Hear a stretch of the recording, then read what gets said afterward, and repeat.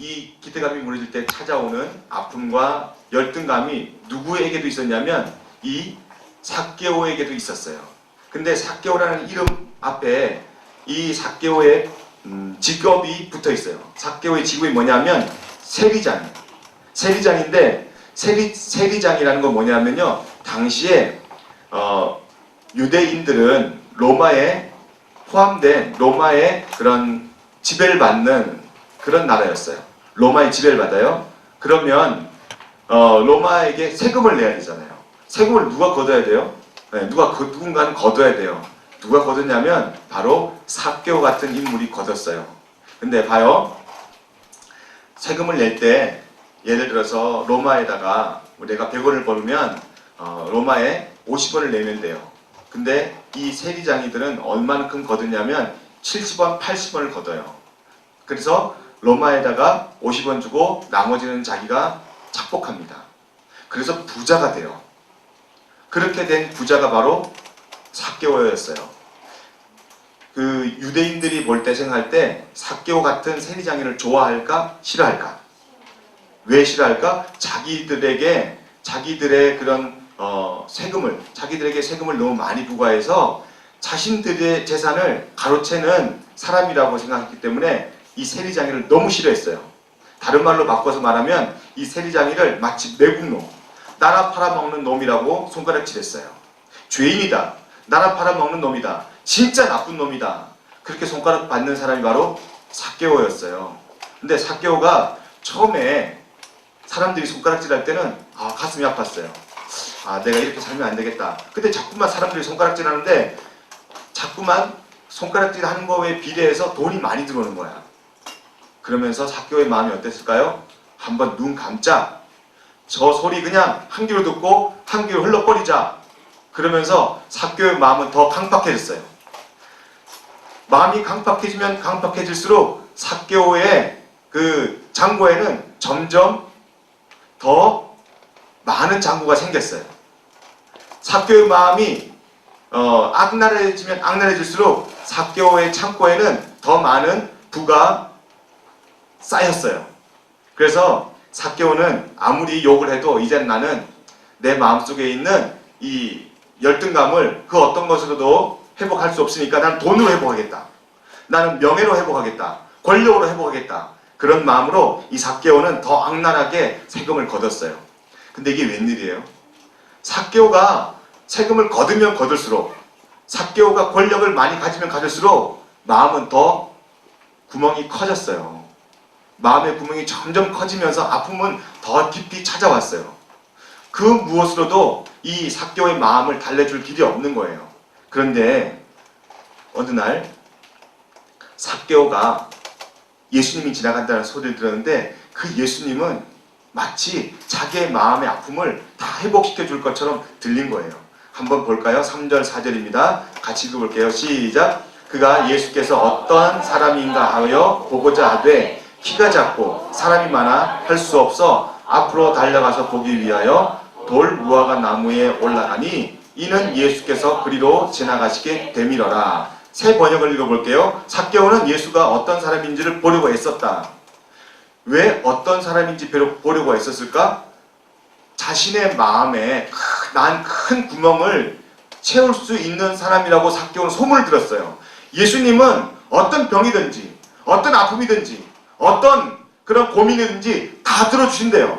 어떤 마음의 질병이든지 어떤 마음의 아픔이든지 다 들어주신대요. 그리고 회복이 된대요. 그 얘기를 삭개오가 들었어요. 그래서 정말 그런가 안 그런가 보기 위해서 삭개오는 예수님을 만나러 달려간 거예요. 근데 보니까 삭개오의 신체의 조건이 있어요. 신체의 결함. 나처럼 쇼다리야. 삭개오가 너무 키가 작아요. 너무 키가 작아가지고 앞에 키 큰 사람들이 보니까 앞에 키 큰 사람, 원전사님 같은 사람들이 쫙 있으니까 안 보이는 거야. 안 보이는 거야. 원전사님이 얼마나 키가 큰지 내가 예전에 몰랐어요. 나랑 비슷한 줄 알았어. 뭐 키가 비슷하니 뭐. 근데 왜 웃어? 비웃는 거야? 여러분, 비웃는 건 전혀 건강에 도움이 안 돼요. 웃는 거는 여러분들 혈액을 순환시켜서 건강에 도움이 되지만 비웃는 건 전혀 도움이 안 돼요. 우리 집에 한번 전사님하고 같이 우리 집에 짐을 나를 일이 있었어요. 근데 형광등을 갈아야 되는데 내가 형광등 갈아야 되니까 잠깐 기다려요. 내가 의자 갖다 줄게. 하는데 의자를 갖고 가는 사이에 손을 쭉 뻗는데 형광등에 손이 닿는 거야. 나는 의자를 닫고서 이렇게 해야지 손이 닿는데 의자를 놓지 않았는데 어떻게 손을 뻗쳤는데 형광등에 손이 닿을까? 난 그때 깜짝 놀랐어요. 어떻게 그게 손이 닿지? 인간이? 그냥 자연스럽게 어떤 보형물도 없이 어떤 보조적인 그런 물체가 없이 그냥 가만히 서 있어 손이 형광등이 닿아요. 깜짝 놀랐어요. 야, 이래서 차이가 나는구나. 그 전까지만 해도 나랑 5년 사이랑 키 차이 별로 안 나는 줄 알았어요. 그날 알았어. 키 차이가 나는구나. 엄청 나는구나. 근데 삭개오는 더 작았어요. 키가 더 작았는데 앞에 사람들이 서 있으니까 예수님이 안 보이는 거예요. 예수님을 만나야 자기가 갖고 있는 문제가 해결될 것 같은데 예수님이 안 보이는 거예요. 그래서요, 정말 창피한 거지만 정말 우리 하는 말로 정말 쪽팔린 일이지만 달려가서요, 나무 위에 올라갑니다. 그것도 정상적인 나무가 아니라 여기 보니까 돌무화과 나무에 올라가서 예수님을 바라보기 위해서 자기가 애를 씁니다. 근데 이상한 건요, 예수님을 만나러 올라간 삭개오를 예수님이 알아봤어요. 삭개오가 예수님에게 자기 소개를 안 했어요. 근데 예수님은 삭개오에 대해서 정확하게 알고 있었어요. 삭개오의 어떤 마음이 삭개오를 힘들게 하는지, 삭개오가 왜 지금 예수님을 만나려고 하는지 그 상태를 예수님은 너무나 정확하게 알고 있었어요. 19장 5절 7절에 이렇게 나와 있습니다. 한번 읽어볼까요? 시작! 예수께서 그곳에 이르사 쳐다보시고 이르시되 삭개오야 속히 내려오라. 내가 오늘 내 집에 유하여야 하겠다 하시니, 새 번역에 보니까 이렇게 나와 있어요. 예수께서 그곳에 이르러서 쳐다보시고 그에게 말씀하셨다. 삭개오야 어서 내려오너라. 오늘은 내가 내 집에 묵어야 하겠다. 유대인들의 관습에 보면 친한 사람한테, 너무너무 친한 사람이 그 집에서 가서 같이 식사하는 거예요. 친하지 않으면, 아무리 가까이 지내도 친하지 않으면 그 집에 가서 식사하는 법이 없습니다. 그런데 지금 삭개오와 예수님은 첫 만남이에요. 처음으로 만났어요. 근데 예수님이 삭개오에게 뭐라고 반응해요? 너희 집에 가자. 너희 집에 가서 유해야 되겠다는 말은 같이 식사해야 되겠다 라는 이야기예요. 삭개오는 그때 예수님의 말씀을 듣고 큰 충격을 받습니다.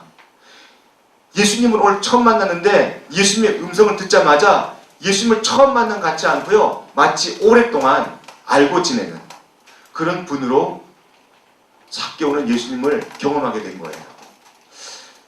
6절 7절 말씀을 읽어보겠습니다. 한번 읽어볼게요. 시작! 급히 내려와 즐거워하며 영접하거늘 뭇사람이 보고 수군거려 이르되 저가 죄인의 집에 유하러 들어갔도다 하더라. 이게 새 번역에 보니까 이렇게 나와 있어요. 예수님의 소리가 들리자마자 충격을 받았는데 삭개오의 반응은 어땠냐면 그냥 거기서 더 숨은 것이 아니라 돌무화과 나무 잎 가리면서 나 없다 라고 한 게 아니라 이 삭개오의 반응은 어때요?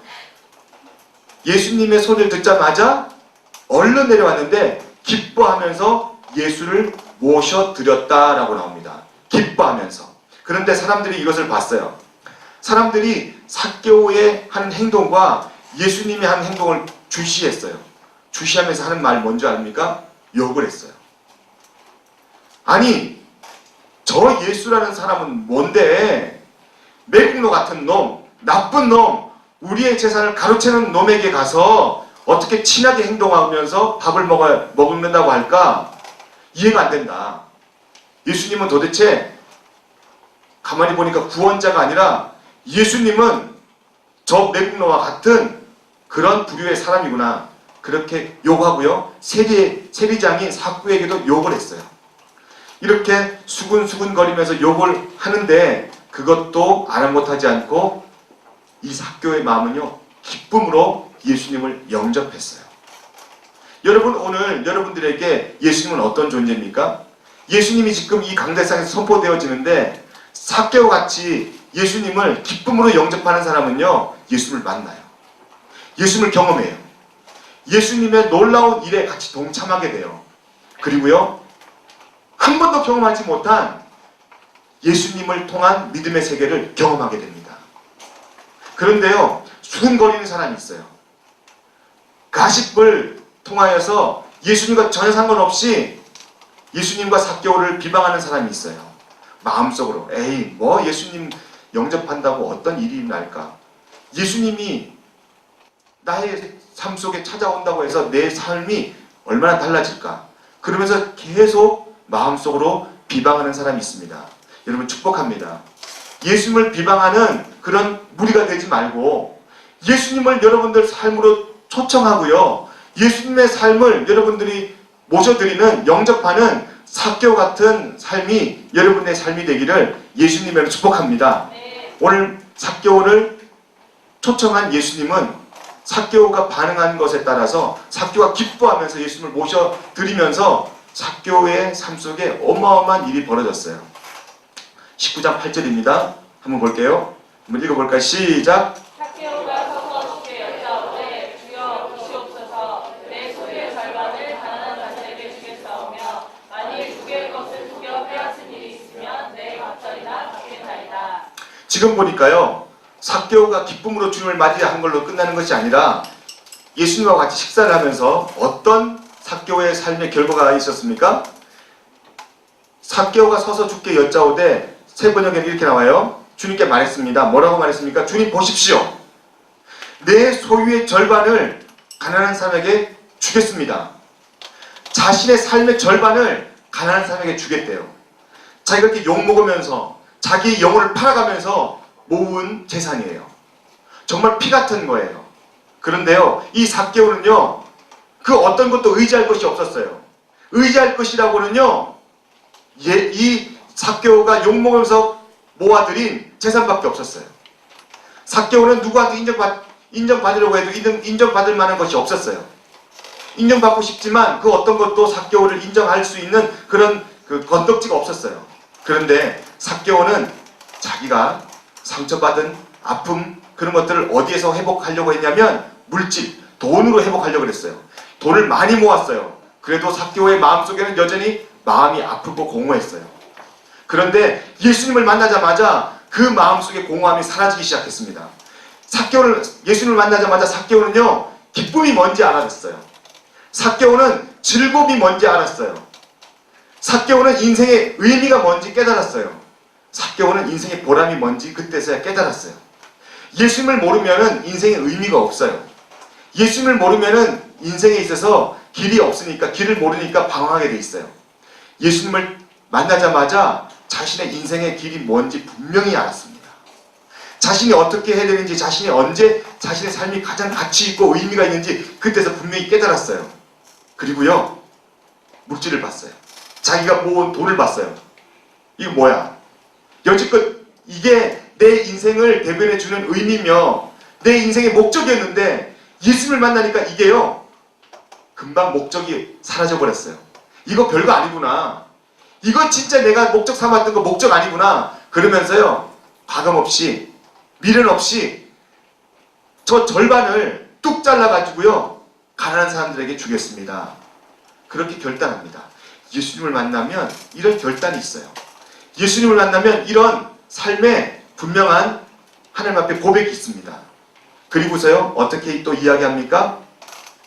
만일 누구의 것을 내가 속여 빼앗는 일이 생긴다면 내 갑절이나 갚겠습니다. 율법에는요, 2배만 갚으면 된다 그랬어요. 이 내갑절은 누구에게 적용되는 거냐면 정말 못된 사형수, 정말 악질 같은 그런 범죄자에게 해당하는 사항이 바로 4배예요. 4배. 그런데 지금 삭개오는 누가 시키지도 않았어요.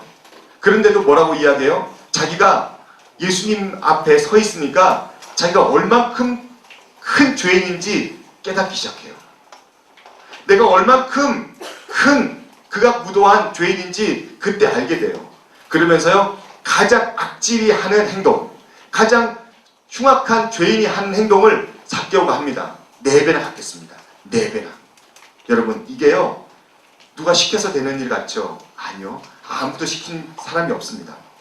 삭개오는 예수님을 만나자마자 이렇게 삶의 변화를 스스로 고백합니다. 누구에게서 강제로 빼앗은 것이 있으면 내가 이제부터 4배로 갚겠습니다.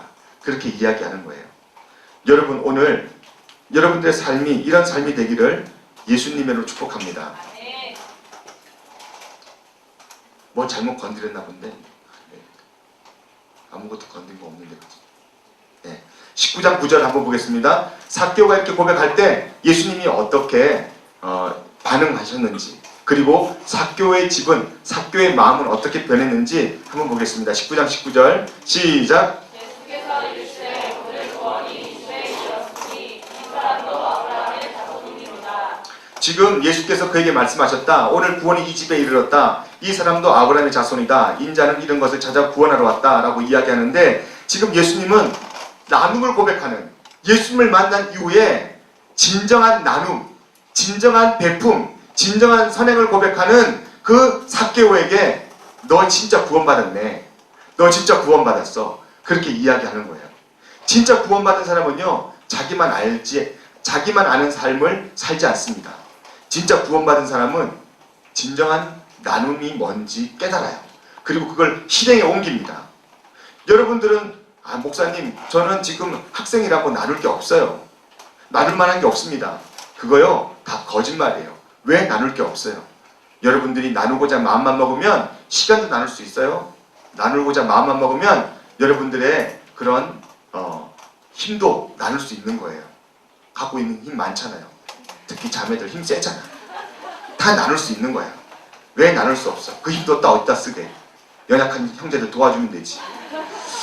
사랑하는 여러분, 오늘 여러분들은 예수님을 따르는 사람입니까? 그렇다면, 여러분들이 예수님을 따랐다면 진정한 믿음의 고백이 있어야 돼요.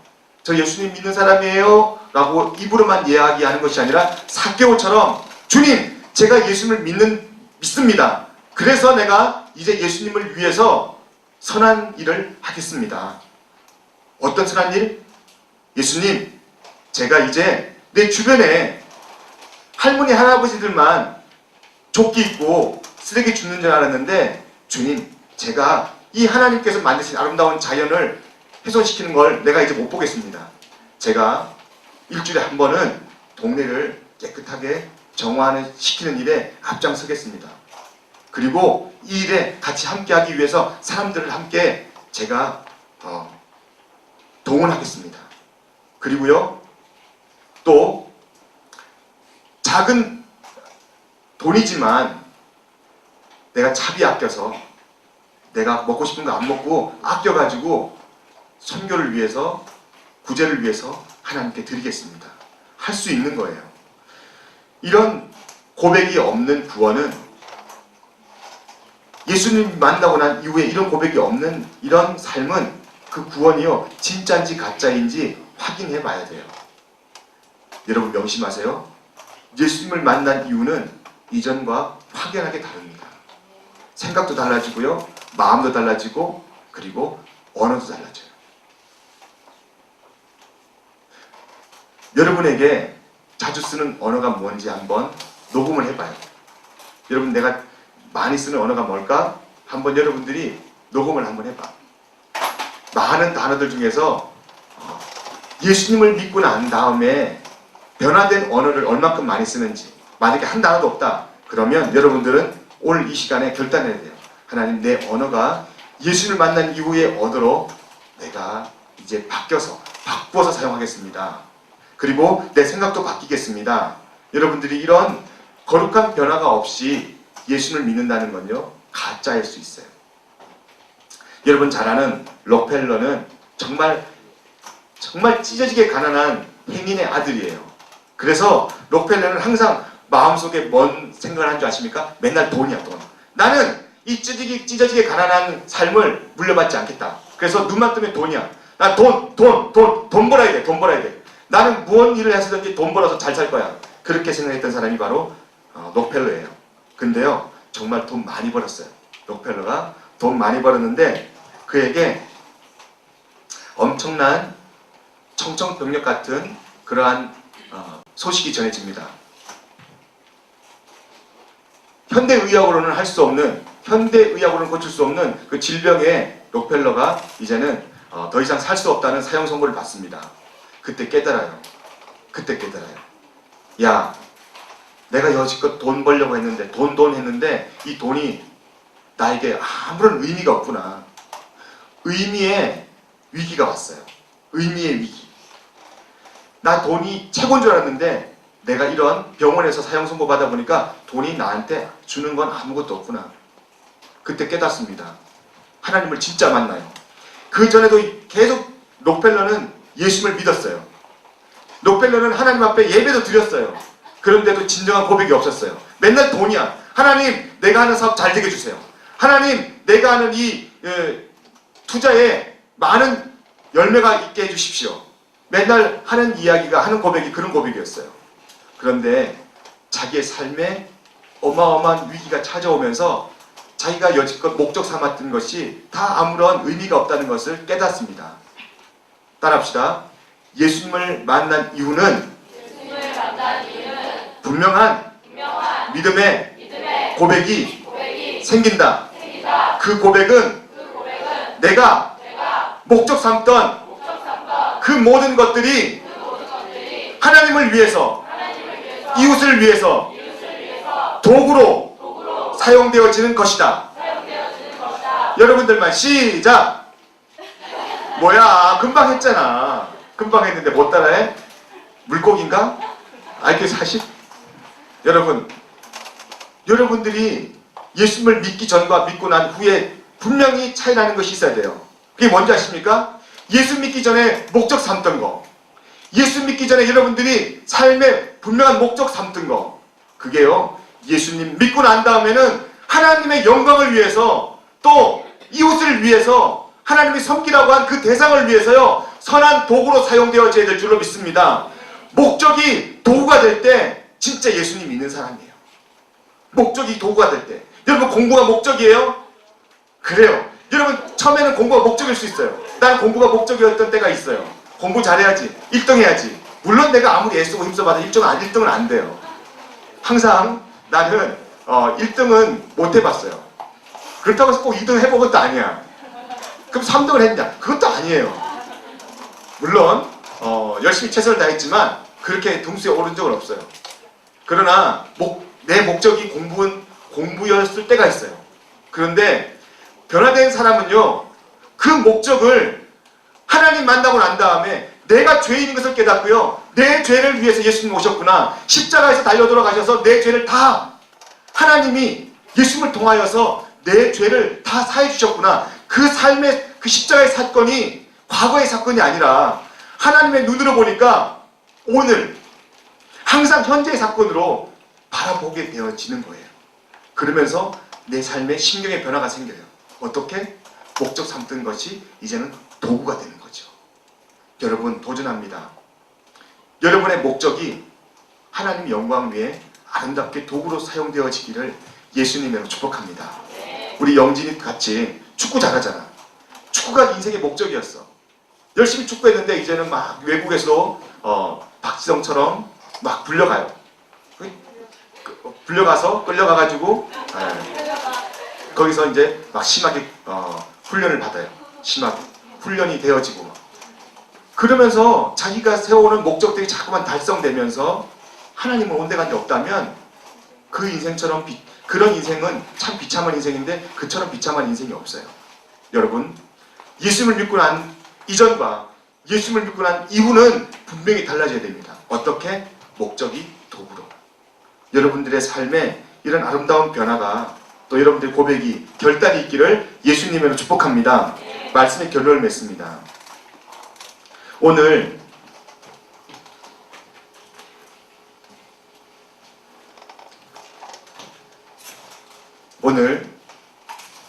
삭개오는 이름에 걸맞지 않게 살았어요. 삭개오의 이름이 주는 뜻은 뭐라 그랬죠? 깨끗하다, 정결하다. 그런 이름의 뜻이 바로 삭개오였어요. 근데 삭개오의 삶은 깨끗한 삶이 아니었어요. 정결한 삶이 아니었어요. 삭개오는 마음속에 다른 사람들이 삭개오야, 삭개오야 부를 때마다 찔렸어요. 나 깨끗하게 살아야 되는데, 내 이름이 정결하게 사는 게 내 이름인데, 자기의 삶을 돌아보면 정결하지도 깨끗하지도 않았어요. 그때마다 마음속에 해결되지 않는, 점점 미궁으로 빠져들어가는 그러한 미로 같은 인생이 삭개오의 마음속에서 없어지지 않았어요. 점점 절망 가운데로 빠져가는 그 삭개오의 마음을 그 무엇으로도 해결할 수 없었어요. 열등감, 낮은 자존감은 삭개오를 더 힘들게 했어요. 그런데 소문 들렸어요? 어떤 소문? 예수님 만나면 다 해결돼. 예수님 만나면 내 마음의 아픔이, 상처가 다 회복돼. 삭개오는 소문만 듣고 예수님을 만나러 가는데 이게 웬일이에요? 예수님이 먼저 삭개오를 알아봐요. 여러분, 오늘 여러분들이 예수님 잘 몰라요? 괜찮아요. 오늘 하나님, 내가 예수님을 만나기 진실로 원합니다. 내가 예수님 만나기 정말 원합니다. 간절히 원합니다. 예수님은 벌써 이미 여러분들의 이름을 다 알고 있어요.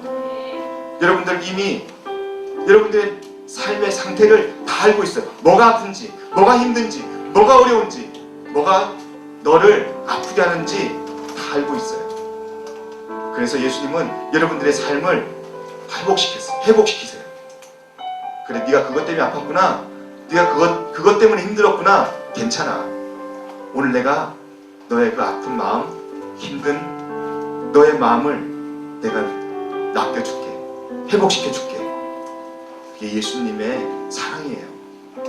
예수님의 사랑은 이 세상에 그 무엇도 비교할 수 없는, 이 세상에 그 어떤 것도 예수님의 사랑보다 큰 사랑이 없는, 세상에서 가장 큰 사랑이 바로 예수님의 십자가의 사랑이에요. 그 십자가의 사랑으로 여러분들을 만나기 원하십니다. 그리고 여러분들이 여러분 삶 속에 감사하게 되면 하나님의 은혜가 여러분들 가운데 더 풍성하게 자리 잡을 거예요. 이렇게 이야기합니다. 스펄전 목사님이 예수님을 만난 이후에 고백하는 고백이 이런 고백이에요. 촛불을 보고 감사하는 사람에게는 하나님이 전등불을 주시고, 전등불을 보고 감사하는 사람에게는 하나님이 달빛을 주시고, 달빛을 보고 감사하는 사람에게는 하나님이 햇볕을 주시고, 햇빛을 보고 감사하는 사람에게는 하나님이 촛불도 또 전등불도 또 불빛도, 그리고 햇빛도 필요 없는 영원한 천국을 주신다. 그렇게 이야기합니다. 예수님을 만나고서요, 마음속에 삭개오는 감사함이 생겼어요. 구원에 대한 감격과 감사가 생겼어요. 여러분, 구원에 대한 감격은 여러분 마음속에 있어요. 목사님 잘 모르겠는데요, 그게 정말 희미한 촛불 같은 그런 감사라도요, 여러분들이 계속 감사하세요. 그러면요, 놀랍게도요, 우리 하나님 살아계시기 때문에 그 감사는, 그 촛불 같은, 정말 바람 불면 꺼질 것 같은 그 감사는 좀 더 큰 불빛인 전등불 같게 하실 거고요. 그 전등불 같이 내 마음속에 생겨나는 감사를 여러분들이 잊지 않고 계속하면 하나님은 여러분들에게 달빛 같은 감사, 더 큰 감사를 할 수 있도록 하나님 여러분들 더 많이 만나주시고요. 그리고 더 큰 감사를 할 수 있는 그러한 은혜를 부어주세요. 그리고 마지막에 촛불도 전등불도 달빛도 햇빛도 필요 없는 진짜 참빛인 예수님을 통한 하나님 나라의 빛을 여러분들이 경험하게 되는 거예요. 여러분, 오늘 마음속에 감사하세요. 하나님, 예수님 만난 이후에 삭개오와 감사했듯이 아직까지 제 마음속에는 그 경험이 뭔지 잘 모르지만 그래도 감사합니다. 이 예배 누가 불러주셨습니까? 내가 나왔어요? 아니요. 여러분들이 나온 거 아니에요. 예수님이 여러분 만나고 싶어서 여러분들 부른 거예요. 그거 하나만 봐도 지금 여러분들은 예수님 만나고 있는 거예요. 이 장소에서 지금 예수님 만나고 있는 거예요. 목사님 잘 모르겠어요. 몰라도요, 여러분들 만나고 있는 거예요. 예수님 만나는 건요, 여러분 마음속에 감사가 생겨나는 거예요. 확실하게 여러분들이 하나님을 경험할 수 있도록 하나님을 여러분들에게 계속 소개시킬 거예요. 하나님을 여러분들에게 계속 노출시킬 겁니다. 그때 여러분들이 잊지 말고요, 그때마다 감사하세요. 그러면 여러분 삶 속에 하나님 나라가 임하는 것을 깨닫게 될 것이고, 여러분들이 목적 삼던 것이 이제는 아름답게 도구로 사용되어지는 것을 경험하게 될 것입니다. 이 시간 함께 우리 같이 기도할 텐데, 또 찬양하며 나아갈 텐데,